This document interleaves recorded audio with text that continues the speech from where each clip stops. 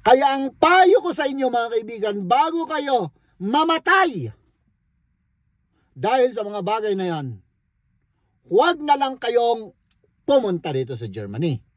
Kasi mga kaibigan, aaraw-arawin ka rito. Huwag na huwag kang pumunta rito sa Germany. Baka ikamatay mo pa. No? Kung isa kang sensitibong tao, madaling masaktan at mahirap makarecover, no? Emotionally at psychologically. Dahil mga kaibigan, ang mga tao dito sa Germany ay walang pakialam sa iyo. Walang pakialam sa private life mo, walang pakialam sa nararamdaman mo, no?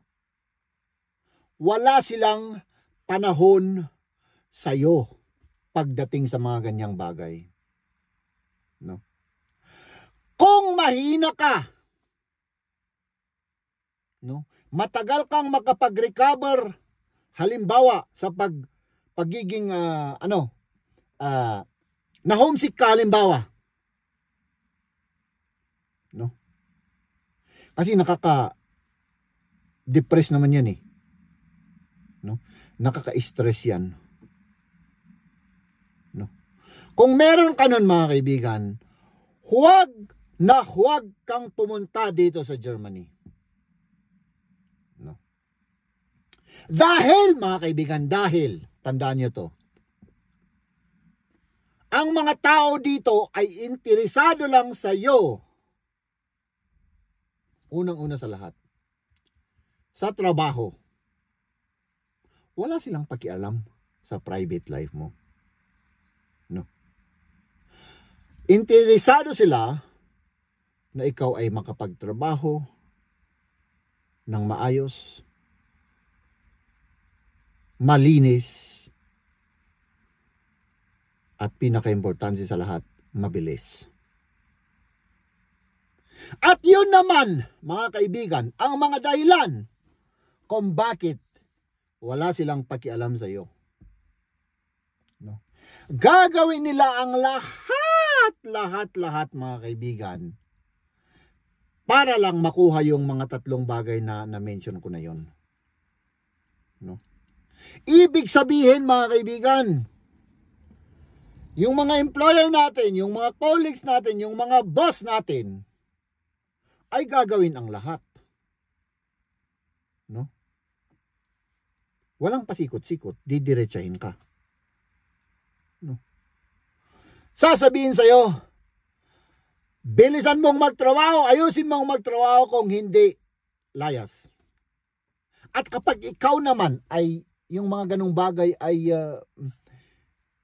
matagal mong i-recover, ibig sabihin ay kinuha mo yung mga ganong bagay, yung mga ganong pananalita at naging emotional ka at nasaktan ka, no?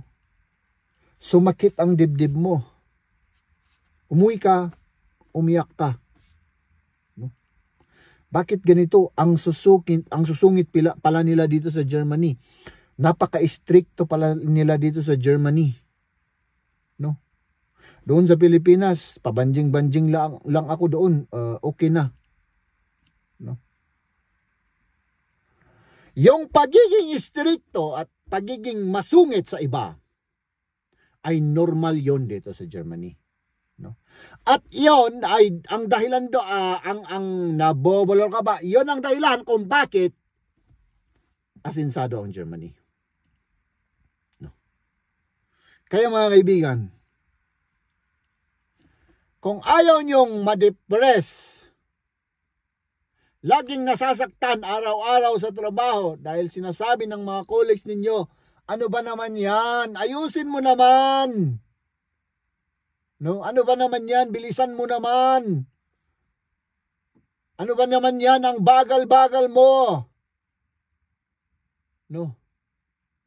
Kung hindi mo ma-accept yung mga ganon at pinepersonal mo, wala kang pag-asa rito. umuwi ka na lang sa Pilipinas. Doon ka magpatuloy ng pabanjing-banjing. Kasi dito, no, mga kaibigan, sa almost 18 years ko na dito sa Germany, wala pa akong nakitang mga taong yun bang pabanjing-banjing. Mga tamad meron. Pero yung pabanjing-banjing, wala.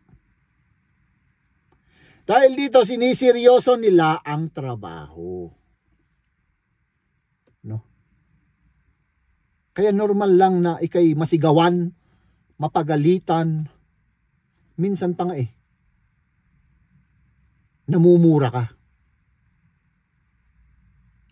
'Di ba? Mga kaibigan. Kaya ang payo ko sa inyo mga kaibigan, bago kayo mamatay dahil sa mga bagay na yan, huwag na lang kayong pumunta dito sa Germany. No? Payo ko lang yun mga kaibigan. No? Kaya, maghanap na lang tayo ng ibang pagkakakitaan. Kasi pag dito sa Germany, wala. Mas mabuti na lang na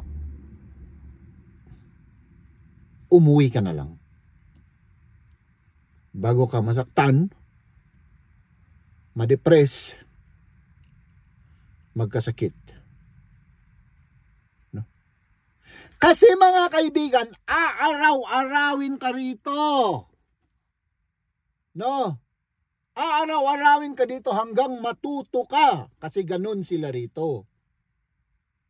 At syempre, pag pinapersonal mo, na inaaraw-araw ka rito, napapagalitan, mga kaibigan, at ikay umiyak na saktan, ay nako,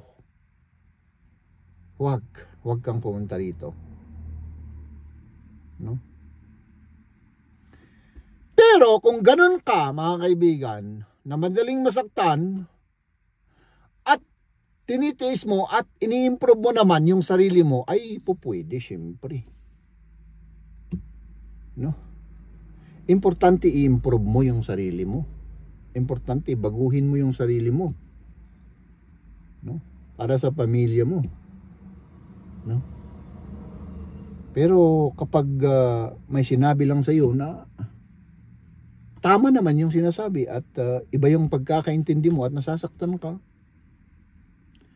at araw-araw yung ganun, tiyak mai-stress ka at madidepress ka at magkakasakit ka. Umuwi ka na lang mga kaibigan. Umuwi ka na lang. Ladies and gentlemen,